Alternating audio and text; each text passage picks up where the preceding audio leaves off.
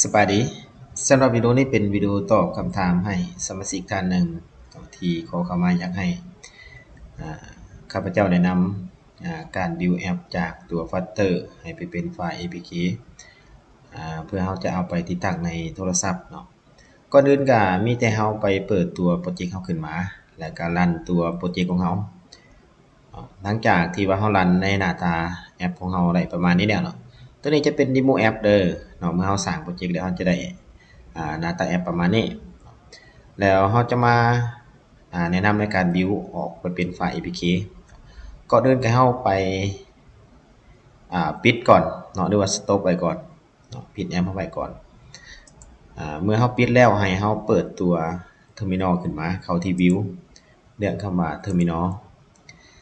หลังจากนั้นให้พิมพ์คำสั่ง build ใส่ว่า flutter ยาวางแล้วก็ build apk แล้วก็กด enter เอาได้ครับเจ้าจะซูมเข้าไปให้เบิ่งก่อนซูมเข้าไปให้เบิ่งให้เขียนคำสั่งประมาณนี้เด้อเขียนประมาณนี้แล้วก็กด enter ไปมีแต่รอท่าเนาะตอนนี้จะใช้เวลาบ่หลายเนาะเพราะว่ามันก็บ่ได้มีหยังเนาะเป็นแอป demo หรือว่าเป็นแอปเริ่มต้นซื่อๆเนาะมันก็บ่ได้มีหยังมีแต่รอท่า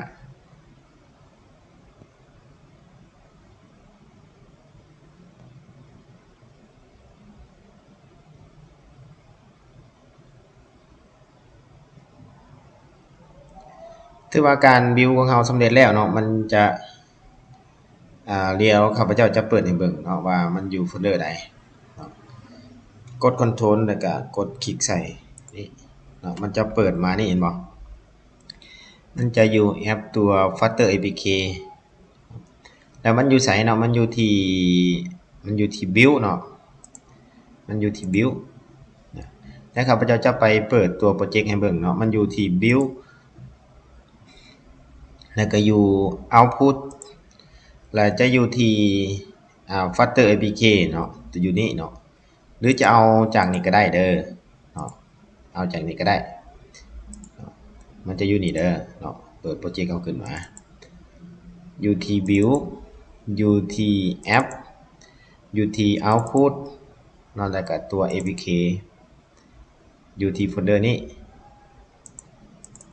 เราสามารถส่งเลยเนาะส่งไฟล์ตัวนี้ไปที่โทรศัพท์ของเราแล้วก็สามารถติดตั้งได้เลยเนาะก็สิประมาณนี้สำหรับวิธีการ build ตัวแอปจากตัว Flutter เนาะให้ไปเป็นไฟล์ APK ถ้าว่ามีขั้นตอนใดที่ว่ายังบ่ทันเข้าใจก็สามารถสอบถามเข้ามาได้หรือว่ามีปัญหาเกี่ยวกับการ build แอปเนาะก็สามารถสอบถามเข้ามาได้